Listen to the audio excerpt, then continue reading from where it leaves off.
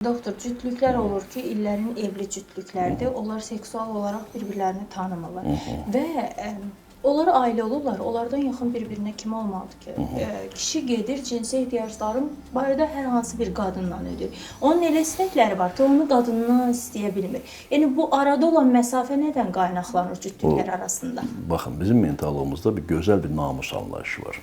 Amma nədənsə bu namus anlayışında lazımsız girinti çıxıntılarımız da var. O cümlədən qadın və kişi, məsələn, ailədirlərsə, sevib ailə qurublarsa, bunların cinsi həyatının heç kimə dəxli yoxdur, yalnız özlərinə dəxli var. Və beyinlərində mentallıq var ki, yox, mən yoldaşımla bunu eləyə bilmərəm, mən bunu gedib pul verib, bədənini pula satın qadınla eləyəcəm. Təbii, qadın da bu barədə oxuyub, bunu istəyir. Kişi də buna yol vermir, ümumiyyətlə üstünü vurmur. Və əksinə, qadın deyir ki, tərbiyəli qadın heç belə şey eləyər, bunu belə öyrədilər. Cinsi savad yox, sıfır. Və sevgilisi ilə, yoldaşı ilə hətta sevgi üzərindən birləşiblər, amma yenə cinsi həyata qarşı özünün inançları var ki, bu olar, bu olmaz. Təbii kişi də, bunu porno filmə baxır bütün kişilər. Pornografiya baxmayan kişi mən tanımıram demək olar ki. Və pornografiya baxan kişi də fikirləşir ki, mən bu həvəslərimi də həyata keçirməliyəm. Bu fantaziyalarım var mənim. Bunu qadınla deyə bilmir axı. Dırnaq arası və həqiqi namus ayrı, dırnaq arası namus ayrı. Mən bunu qadınıma açıq deyə bilmərəm. Yalancı fikirlər var, inanclar var və gedir. Təbii ki, bu da pozğun qadın sayını artırır. Belə şey, bazarda tələbat varsa, pozğunluğun da sayı artacaq. Pozğunluq niyə artır? Çünki ailə daxilində cinsi tələbatı tam ödəyəcək cinsi savadımız yoxdur. Dövrümüzün əsas bəlalarından biri də ailə daxili münaqişələrdir. Doktor, bunlar nədən qaynaqlanır? Səbəblər nədir? Ailə daxili münaqişələrin qızım səbəbi çoxdur. Birinci növbədə ailə anlayışı yox, sevgi və doğmalıq anlayışı öndə olmalıdır. Məsələn, necə ki, dini icmalarda bəzən ibadət anlayışı, dini, yəni ayinlərin icrası anlayışı ötüb keçib Allaha olan münasibəti. Dini ayinin icrası Allahdan daha vacib bir hökmə keçibsə, eləcə də ailələrdə ailə sözü sevgidən önə keçib. Ailənin mahiyyəti nə olmalıdır qızım? Necə ki, dinin mahiyyətində Allah sevgisi olmalıdır, ailənin mahiyyətində sevgi olmalıdır. Bu sevgidən daha üstün olan ailə quruluşu sözü varsa, ailə dəyəri və s. olsun ailə dəyəri. Amma ailənin birinci dəyəri nədir? Sevgidir. Ailə sözü deyil dəyər. İçindəki sevgi və doğmalıqdır dəyər.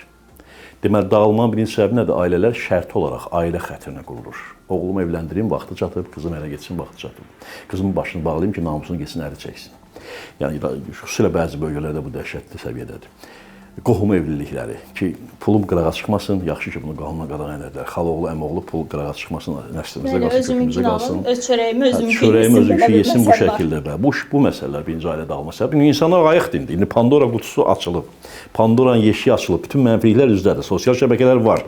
Hara gizlənəcəksən? Qadınlar belə porno saytlara baxırlar, hamısı gizlindən. Çoxu, hamısını deməyək, doğru olmaz. Qadınların belə çoxu porno saytlara baxdığı əsrdə yaşayırıqsa, ki, mən pasientlərlə işte bunu görürəm, sezirəm, danışırlar.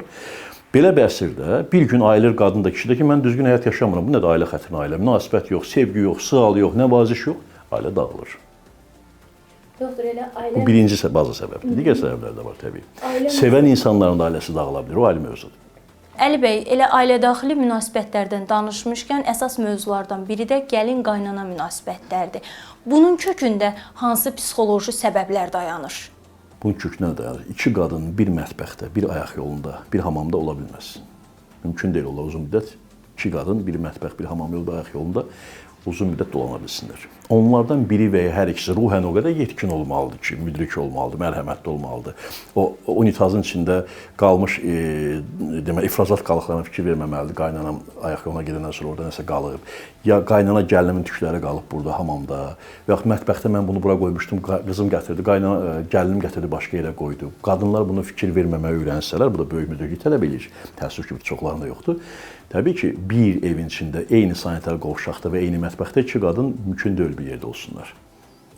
Yəni, buradan düzənin fərqi buradan görünür. İkinci, oğlunu bölə bilmir bəzi analar, narsistik analar, oğlunu doğub qutara bilməyib hələ. Oğluşum deyib bəlkə yapışıb ondan və onun yatağına belə qısqanır öz gəlini ilə. Bu çox dəhşətli və ayrıca psixoloji bir psixi faciədir əslində. Bir çox belə səbəblər var ki, ona görə mən hökm olaraq demişim ki, gəlin qaynana çalışın bir evdə yaşamayın. Əgər ruhən yetkin deyilsinizsə, qəti bir evdə yaşamaq olmaz. Doktor, bəs bu münasibətləri sağlam saxlamağın yolları nədir? Ruhi bilik əldə etmək. Bu da hər adamın qismət deyil. Ruhi bilik nədir? Allahı və özünü yaxşı tanıyacaqsın. Niyə bu qaynana ilə rastlaşmışam? Niyə bir evin içində yaşamağa məcburam deyə karma qanunu yaxşı biləcəksən. Və yaşamağa məcburamı qanunu yaxşı biləcəksən. Məcbur deyilsənsə yaşamayacaqsan. Niyə mən bu ailədəyəm? Bunu özüm mü seçmişəm? Karmadımı, qədərdimi? Bunları biləcəksən. Bunlar hamısı ruhi bilikdir qızım. Ruhi bilik biraz mürəkkəb və dərin mövzudur. Nə vaxtsa gələcək müsahibələrdə mövzuya toxunarıq təbii ki. Ümumiyyətlə ruhi bilik o vacib məsələdir. Bütün nevrozların əsası nədir? Qorxu və məyusluq. Bu da istəsəz ayrıca danışarıq. Qorxu və məyusluq yaradan şey Allahı və özünü tanımamaqdır. Özünü ruhi bilik içində, ruhi varlıq kimi bilən, əbədi həyatı olduğunu bilən, Allahın ətəyindən tutmağı bacaran, özünü Allahın parçası kimi bilən, Allahla ünsiyyəti həzz və sevgi içində qura bilən bir ruhi varlıq nə qorxmayacaq, nə məyus olmayacaq. Onda da nevroz və digər problemlər olmayacaq. Doktor, mənə maraqlı olan bir sual var. Bəli. İnsanlar bəzən həyatda bir çox şeyləri atırlar qismətin üstünə. Həqiqətən qismət varmı, yoxsa hər şey insanın ağıl və iradəsindən asılıdır? Qismət o, ümumiyyətlə, özünün qazandığındır. Qızım, qismət var, bu həyatda qazanmısan, amma sən qazanmısan. Sən seçmisən. Qismət var, bundan qabaqki həyatlarımız da var bizim. Yəni deyirəm, bu dərin ruhi bilik mövzusudur. Karma və reinkarnasiya mövzusudur. Bu hinduizm deyil, bu məntiqdir və bu məntiqi mən istənilən kəsə, arzu edən kəsə ayrıca paylaşa bilərəm. Sənin hər şeyi özün, bütün negativləri özün qazanmısan. Amma bütün yaxşılıqları Allah verib. Maraqlıdır. Yəni, karma dediyin o qədərində, qismətində nə ki pislik var, hamısını sən qazanmısan, ruh olaraq. Doktor, axı, mən bundan qabaqki həyatımı xatırlamıram. Xatırlamasan da sən qazanmısan. Mən tutaq ki, Range Rover varım idisə, düşmüşəm, minmişəm, indi də tutaq ki, Porsche Cayenne, misal üçün. Range Roverdə etdiyim, kameraya düşdüklərim yadından çıxsa da, o gəlir axı mənim vəsiqəmə o şeylər, cərimələr. O cərimələri maşın ödür, ya mən ödəyirəm. Əlbəttə sizə də. Demək, ruh bədəni maşın kimi dəyişsə də, cəriməni ruh ödəyir, yeni maşına minsə də. Ona görə keçmiş həyatdan qazandıqların bu həyatda qabağa çıxsa da bunu sən qazanmısan. Bəs biz necə eləyə bilərik ki, keçmişimiz bizi izləməsin? Yenə də ruhi bilikdir. Karmanı təmizləmək üçün kompüterin proqramisti var axı. Bu oyun kompüter proqramıdır. O proqramist, yəni Rəbbül aləmi tanıyacaqsan, ondan xahiş edəcəksən, o təmizləyəcək. Sən şəxsən təmizləyəməzsən, proqramist təmizləyə bilər. O tövbəkarlıq mövzusudur. Bu qələt eləmişəm, anlayıram, bir də eləməmək istəyirəm. Allahım, mənə kömək elə.